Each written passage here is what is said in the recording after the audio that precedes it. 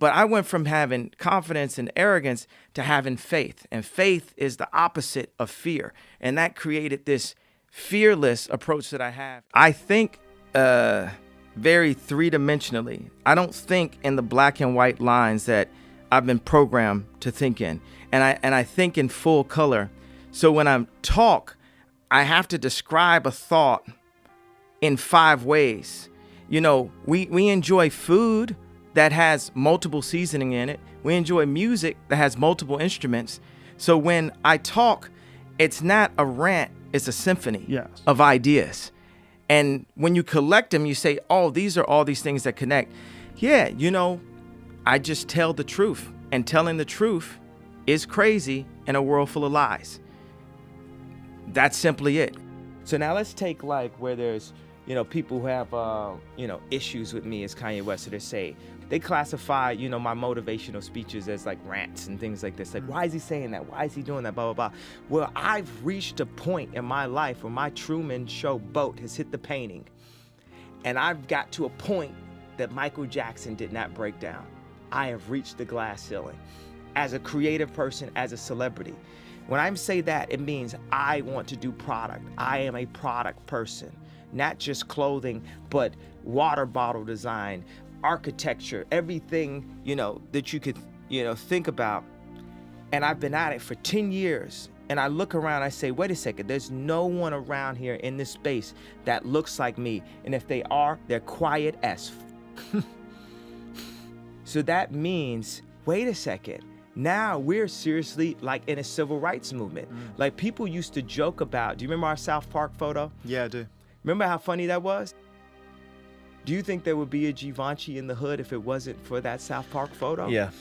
So many people are just so obvious. They don't even realize that when they box me in or try to verbally put me in some type of box or put Donda in a box, that they're really showing their level of ignorance. They're putting themselves in a box. And, you know, people can write all they want, but what are people doing? And if there's anybody that's out there doing, they know how hard it is to actually do. And I'm like a motivation of the doers. If everything I did failed, which it doesn't, it actually succeeds, but if everything I did failed, just the fact that I'm willing to fail is an inspiration. People are so scared to lose that they don't even try. Like one thing that people can't say is they can't say, I'm not trying, and I'm not trying my hardest, and I'm not trying to do it the best way that I know how with what little information I get. So when I compare myself to Steve Jobs or Walt Disney, Howard Hughes, David Stern, Michelangelo, Da Vinci, Jesus, or whatever it is, I'm saying these are my heroes. These are people that I look up to. This is the type of impact I want to make on the earth. If I can make this type of impact up to this point, what can I do if you call Bob Iger and say, yo, give him a shot? If you call Oprah and say, yo, back this kid. His parents were educators. He wants to educate. He wants to look at curriculums and say, how do we simplify that? Exactly what I did in music, I want to apply to product. I want to apply to education. This is what my company, Donda, is about. I could rap all I want, but without that Rockefeller chain and Damon giving me that Rockefeller chain and without getting a record deal, I don't care how many beats I sold to whoever, I couldn't have made it to the point to make Jesus Walks. And now, even as a celebrity, blah, blah, blah, I've reached a ceiling. And the way paparazzi talk to me and my family is disrespectful also. You know what I'm saying? We bring something of joy to the world. When people hear my music, they have a good time. And I should be respected as such when I walk down the street. Don't ask me a question about something you saw in the tabloids. Don't try to antagonize me, because you know what? It's not safe for you in this zoo. You know, never think that I'm not from Chicago for 1 second. So as I go through these different levels, there's times where I would use confidence when I knew what I was doing, and I would use arrogance when I didn't know what I was doing. But I'd rather use arrogance than to let someone diminish my idea of myself, because that is what keeps us going. Hope actually keeps us alive.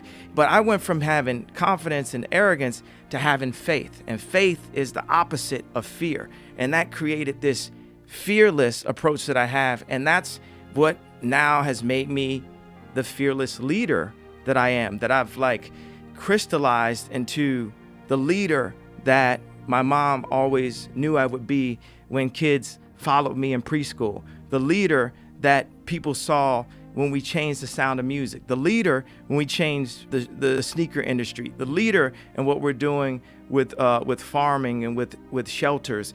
You have to move based on opportunity. If you have an opportunity to make a living at exactly what you dream about, you have to pursue that at that time when it's there. If the opportunity isn't there, just keep educating yourself as much as possible so that when the time comes, you'll be even better at that dream that you had. What I keep saying is I don't want to totally touch on this too long because I might start, crying, but I would think that my mom would trade in every single Grammy, BET, every award for her son to have a doctorate, being that she was Dr. West. Are you a workaholic? Are you always working? No, I actually slept a lot during the project. While they were recording? Yeah, I have a team and we work together. I spent a year and a half after I got out the hospital, and I would go to Amoeba record store and I just start chopping up samples. And it's very therapeutic because I wasn't full yet. I don't know if I'm full yet now, or better or worse, whatever, but it was therapeutic just to listen to those songs and sample and go back to being 14 years old in my mom's house. And by the time it was time to do to put the albums out, we have a whole team at Yeezy Sound that will help come and do the drums, help with lyrics, help with choruses, and I'd give 6, 7 people ideas that I want on the song, and I just go to sleep.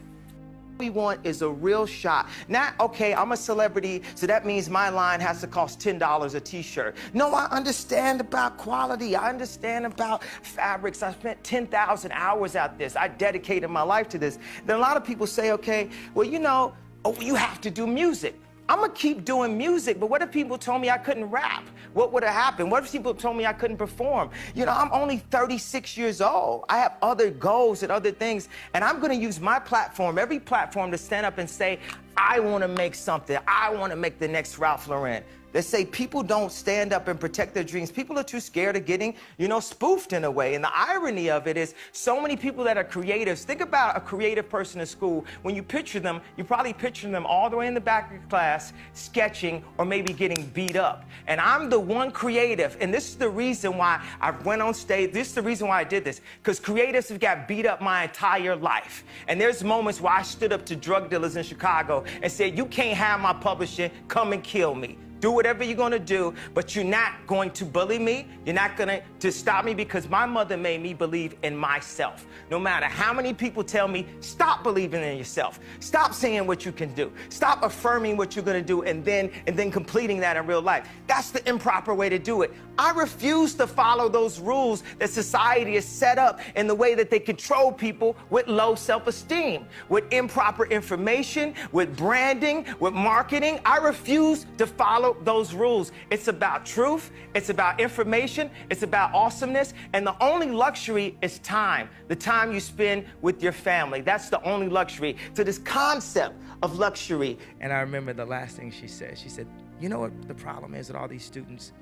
As soon as they did anything, from when they were really little, their parents clapped. And the point she wanted to make to me, that she said to me as we were leaving out the hallway of the restaurant the last time I saw her, was, don't clap.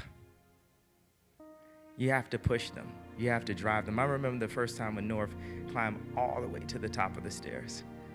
And I'm trying to say that Kim would have grabbed her by third stair. But she felt like she had to impress me and be more dynamic, or hit the highest point that she had ever, hit in her life. And Louise was really hard and, difficult with the students, but I felt like when you like Celine, when you like McQueen, all these things that have inspired us, I'm just talking directly about fashion, it's because there were people that pushed that hard. And, not to defend myself, but just to take this opportunity, because I have the mic. It's not someone else's mic. It's my mic. I can talk right now. I feel a responsibility to push in the world. I feel a responsibility in my position to be like, this is some bullshit. Am I the only one here that's not crazy? Am I the only one here that's not afraid of losing their Samsung deal right now?